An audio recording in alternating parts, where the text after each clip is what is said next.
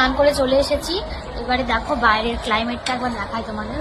প্রচন্ড রোদ বাইরে, আর বাড়ির ওদিকে শুনছি বৃষ্টি হচ্ছে। এখানে তো কোনো বৃষ্টির সম্ভাবনাই নেই, প্রচন্ড রোদ।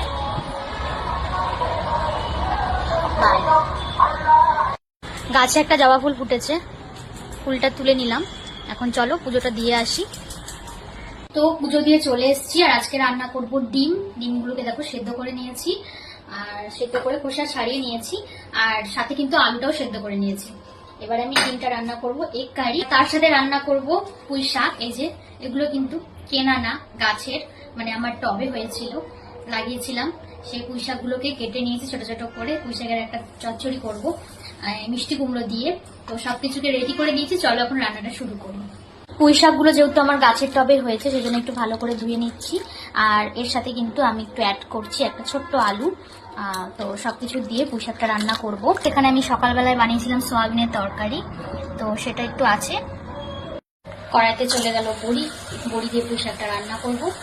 কড়াইতে এখন পাঁচফোড়ন সবকিছু একসাথে দিয়ে দিচ্ছি আমি।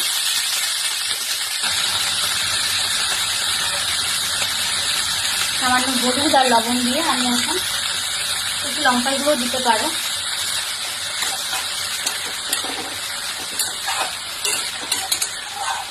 আমি এখানে সবকিছু একসাথে দিয়ে কিন্তু ভাজা করছি, কারণ যেহেতু পরিমাণে একদমই কম, তো এক এক করে করতে গেলে অনেকটা টাইম লেগে যাবে। সেই জন্য একসাথে দিয়ে দিয়েছি। এটা একটু ভাজা হয়ে গেলে তারপরে আমি কিন্তু পোস্ত বাটা করে রেখেছি, পোস্ত বাটাটা এখানে দিয়ে দেবো। এখানে আমি পোস্তটাকে কিন্তু পেস্ট করে নিয়েছি, দেখতেই পাচ্ছ। এবারে পুঁই শাকগুলো কিন্তু অলমোস্ট ভাজা হয়ে গেছে। এবার এর মধ্যে আমি এই পোস্ত বাটার মধ্যে পোস্ত, টমেটো আর দুটো কাঁচা লঙ্কা আছে, বাটাটা দিয়ে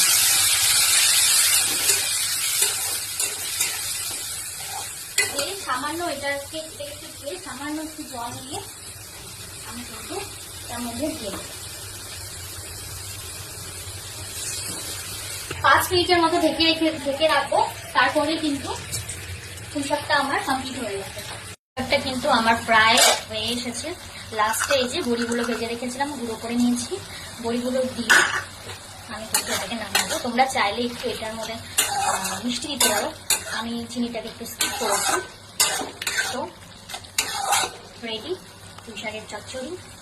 ডিমগুলোকে দেখিয়েছিলাম সিদ্ধ করে রেখেছি, এবং আলুও সিদ্ধ করা আছে। এবারে আমি তেলের মধ্যে ডিমগুলোকে এক এক করে ছেড়ে দিচ্ছি।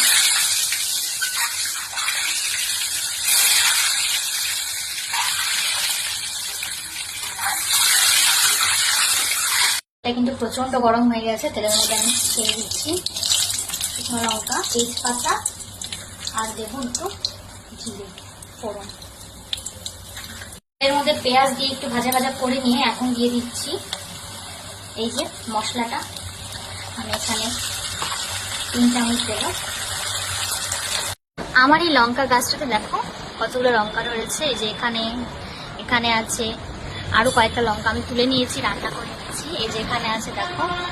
আমার এখানে ডিমের ঝোলটাও রেডি। আমি এখানে সামান্য দিয়ে দেবো একটু গরম মশলা,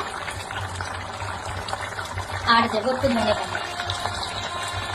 আর আমি এখানে একটু ঝোল ঝোল রাখবো, কারণ ভাত দিয়ে খেতে হবে যেহেতু।